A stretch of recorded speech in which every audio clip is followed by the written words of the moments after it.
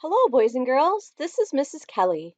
Today we are going to be learning about the artist Keith Haring and how he is so famous for creating lots of really cool figures in motion. Today we will practice drawing stick figures in motion. Yes, that's right, I said stick figures. Now, normally we don't do that in art class, but it's a great way to help you learn how to draw figures that are moving in all different kinds of ways. We'll learn how to develop these stick figures into Keith Haring-like people, and then we will create at least 3 of our own symbols that we want to include in our artwork for next week. The reason why we're doing this is so we can practice these skills and next week create a full piece of artwork using our Keith Haring people. But first, we're going to learn a little bit about Keith Haring and his artwork watching these 2 videos.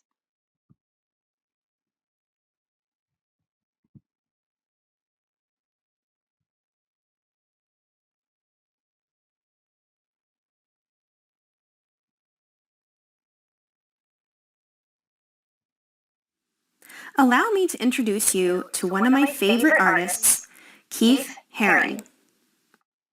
Keith Haring was a Pennsylvania boy, born on May 4th, 1958 in Reading, Pennsylvania. He loved drawing from an early age and learned cartooning from his father, who drew comics as a hobby. Like most kids his age, he loved watching cartoons from Disney, Looney Tunes, and reading Dr. Seuss.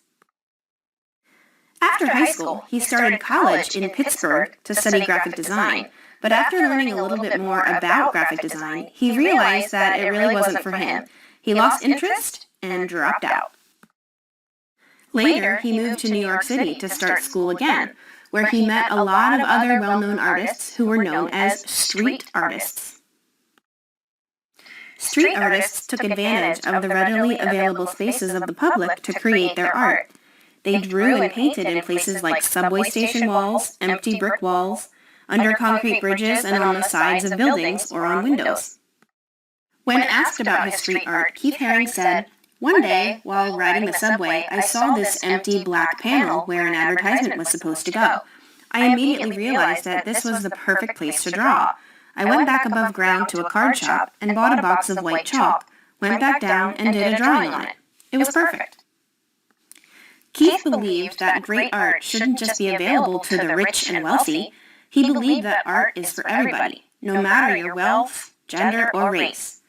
As Keith Haring gained more and more popularity, art galleries would even ask him to come and paint murals right on their gallery walls for all people to see.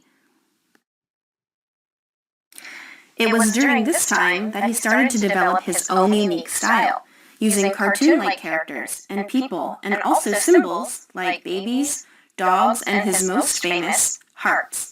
He added lines around his figures and symbols to imply movement and illumination.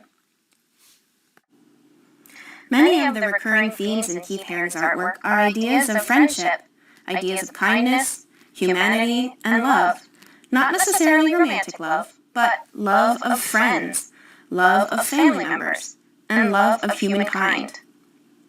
Sadly, Keith Haring died in 1990 at the young age of 31 from complications from AIDS. His legacy inspired many popular artists that we know today, street artists like Banksy, Shepard Fairey, and even cartoonists like Matt Groening, who created The Simpsons. Keith Haring's art is now widely recognized around the world and can be found everywhere, from clothing, stickers, water bottles, and more. It's safe to say that Keith Haring had a really strong impact on the artists during his lifetime, and still does even to this day.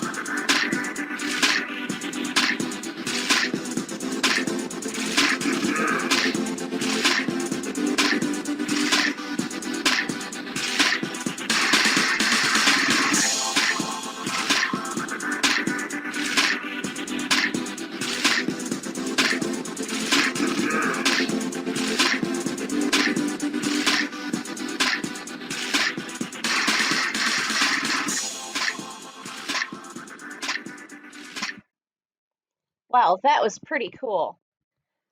Keith Haring has very, very popular artwork. You have probably seen it on t-shirts and sweatshirts and all different kinds of things that people love and wear even today. Here are some examples of student artwork that is made in the style of Keith Haring. Now, these are really similar to what we're going to be making next week. What I want you to be thinking about for today is what kind of motions do you want to practice drawing for your figures? Take a moment to take a look at these and think about what you would have your figure be doing and what kind of a position would the body need to be in order to do that kind of a motion. And that's where we're going to start. We're going to start by learning how to use stick figures to draw these kinds of movements and motions. So our beginning step is going to be learning how to draw a stick figure that has the right length of arms and legs. Oftentimes when people draw stick figures, they make the arms and legs really, really short. But we're going to learn how to do this the right way so that later on down the road, you can actually learn how to draw all kinds of people and cartoon people even in different kinds of ways. Here is a page that you can reference while you are drawing if you need to.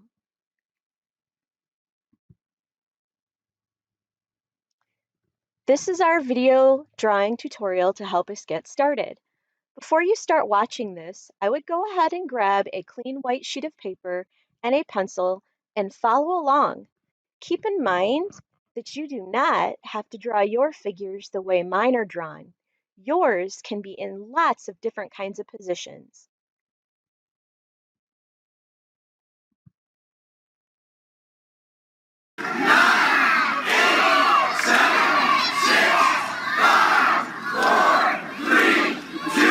We're going to get started on our Keith Haring action figures. The first thing I want to show you before you start drawing is just the basic parts of a stick figure. Now, most of you probably already know a lot of this, but this is a little good time to remind ourselves as to where our bodies actually bend. First off, the human head is basically an oval. Keith Haring sometimes liked to draw his oval heads actually heading the other direction, sideways, kind of like a watermelon. You could certainly do that if you wanted to, or you could just go ahead and make your head just look like a regular circle. For this, it doesn't really matter. Then to indicate the neck, usually I just draw a line. The neck is connected to the shoulders, which is a line straight across. Goes out a little bit farther than your head on both sides. And then a line straight down the middle for your spine. And you want to make sure that that line is long enough so that you can fit a couple of your heads in there. So you can kind of measure. My head is this big. I can fit a couple of the heads inside my spine. That's pretty good. You just don't want to make sure that this line is too short, because then your person would not look like human-shaped. Right below the spine, we're going to draw an upside down trapezoid for your hips, and we're just doing this on our practice today. When we get to the final project, you won't have to do this part, but this is really good practice to get into. So I draw a line straight across that is the same length as my shoulders, 2 diagonal lines down, and a shorter line on the bottom for the hips, and then the legs are about the same distance on top and the bottom. The same thing with the arms. So however long you make the top of the leg, you need to make the bottom of the leg the same distance. These dots indicate where our body bends. So I've got top of the leg, dot, dot, bottom of the leg for our knees. And then I just use oval shapes for our feet. You could use oval shapes, you can use rectangle shapes, whatever you find easiest, because we don't need any detail. Same thing with the arms. You want to make sure the arms are the same length. You got the top part of your arms, your elbows, and the bottom part of your arms in your hands. Now, the reason why you need to know this is because you need to know how to bend your body, how your body moves. Like if I wanted to wave hi to a friend, where do I bend my arm? I bend my arm at the elbow with my arm facing up. So I need to know, yes, my arm goes down first, but then it comes back up when I'm waving hi to somebody. Oval for my hand. So moving forward, I want you to turn your picture sideways for practice today. This is called horizontal. The reason why we're doing it sideways is because I want you to draw 3 figures side by side. And by far the easiest way to do this is if you draw them all at the same time. You just have to trust me on that. It's a little bit easier just by starting your picture, drawing 3 heads that are a little bit closer to the top of your paper. You don't want your heads to be way up here because you want to leave room for your arms if your arms are going to go up at all. So drop down a couple finger space, draw 3 heads in your paper. Give them nice spaces between. So 1, 2, 3. And I made all of my heads about the same size. They're about the size of a quarter. So you can trace a quarter, you can draw a circle, it can be an oval, it doesn't really matter, just so it's about that size. And then I drew 3 lines straight down for my necks, and then I drew 3 lines straight across for my shoulders. I drew these all together. It's just easier to do it that way. So you can get them all the same size. 3 lines straight down for my spine. 3 lines straight across for my hips. Now you notice on the ones here, I didn't add the trapezoid. You don't really need to. Sometimes it's just helpful to understand like where the legs are attaching. And then of course I went back and I started to think about, okay, what is each figure doing? Do I want my legs to be straight? If this guy is just kind of standing there, then yes, this leg's going to be straight down, this leg's going to be straight down. I have to have the knees and then the bottom part of the legs. And then your feet should be pretty close to the bottom of your paper. Then with the arms, because I don't want my figure just standing there, we're trying to do figures in motion, I was thinking of different motions I wanted to try. So this person is kind of like giving a high five. So I had one arm going diagonal up and then diagonal over like you would if you had your arm raised above your head. And you can even try this, like you could stop and raise your arm above your head and take a look and see, okay, what is my arm really doing when I raise my arm above my head? It goes out diagonally and then over diagonally, and then I can indicate my hand with an oval. Now this guy, I wanted to give him a little bit more action. I wanted to try to test myself a little bit more. So I decided to do him dancing. So I did the same kind of motion with this arm, but with this arm I had it come across the body, which we do that a lot whenever we're playing a ball game or we're dancing or we're doing something that requires a lot of physical activity. Oftentimes our arms will cross over in front of our body. The same thing with the legs. The legs are not doing the same thing. I had these legs kind of come out diagonally because he's moving, he's doing a dance, and this kind of came down straight. This one's tilted a little bit because he's bending that leg, and then of course I added my hands. This guy, I wanted to make him look like he was riding on a skateboard, and I really had to think about how do I stand when I ride a skateboard or even a snowboard or a surfboard if you've ever done that before. So I thought about how I would need my arm out to balance me and my other arm would be out this direction. And then my leg, front leg, in front of me on the skateboard would be facing out, but then my rear leg would be facing the other direction, kind of towards me this way. Now, after you get 3 figures in 3 different positions that you like, that you think look good, then you can move on to the next step. If you do 3 of these and you don't like any of them, today is practice. Just turn your paper over and try 3 different ones on the back side. You want to be able to practice today because this is where you're teaching your brain, how do I draw a human figure that looks like it's moving? So you have to have those arms and those legs bending in different positions. Now, Keith Haring loved to do just all sorts of crazy kind of human motions. His were really exaggerated. So I drew one on this page to kind of look like a Keith Haring person. Because he had so much practice as a graffiti artist, he would do this over and over again. He got really good at drawing the human body in a way that wasn't very realistic. It doesn't look like a real human body, but it still looks really, really cool. So I did my head oval for my head kind of sideways, and then I curved my spine instead of drawing it straight. My hips are there, but you can't really see them. I have my knee going straight up and then leg coming down with the foot. This leg is bent like that. So this isn't necessarily a human movement that we would normally ever do unless we were like jumping high in the air. And that's kind of how Keith Haring did things. He wanted things to look very, very exaggerated. So you can do a human movement with your figure that isn't necessarily something that you would do in normal everyday life. Like if you wanted to make your figure look like it was doing a big old back bend or some type of gymnastics move, you could totally do that. This is your chance to kind of express that on your paper and practice. Like if I could do really awesome splits in the air, what would that look like? So then after you practice that, you're gonna go back and then practice trying to make it look like a Keith Haring figure.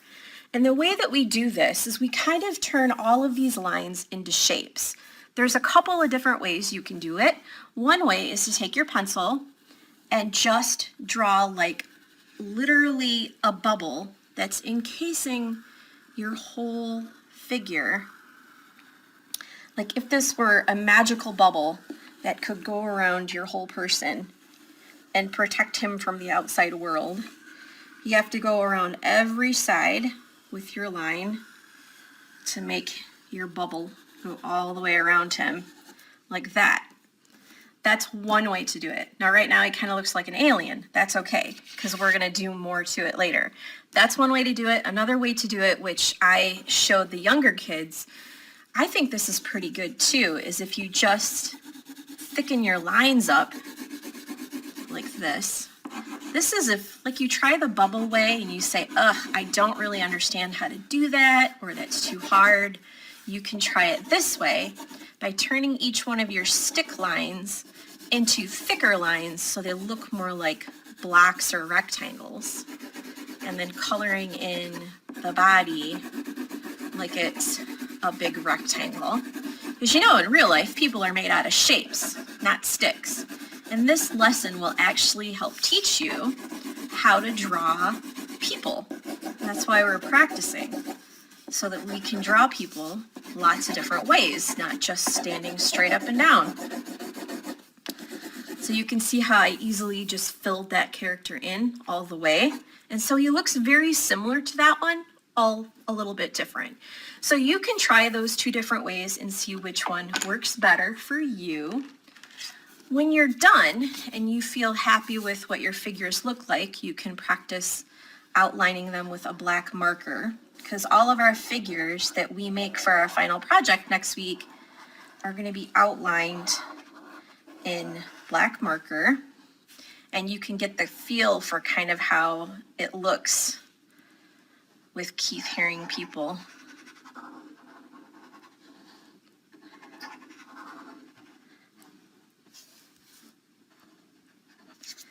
How they look like humans, but they don't look exactly like humans. Kind of like if a human were made out of wire and jello and they could bend in all kinds of different ways. I'm gonna do the same thing to this guy. This guy might look a little more human-like when I'm done with him. Going all the way around him, getting a feel for what the outside lines will look like. Now, if you want to go and practice the next step, you can, and the next step would be to color in each figure. But I know that you guys already know how to color, so that if you don't want to do that, you don't have to do that today. And next week, we'll get into how to do all of these figures in different directions and what colors to use and how to add a background. And I think you'll have a lot of fun with this. So have fun practicing this week, boys and girls. Happy New Year. See you later. Bye-bye.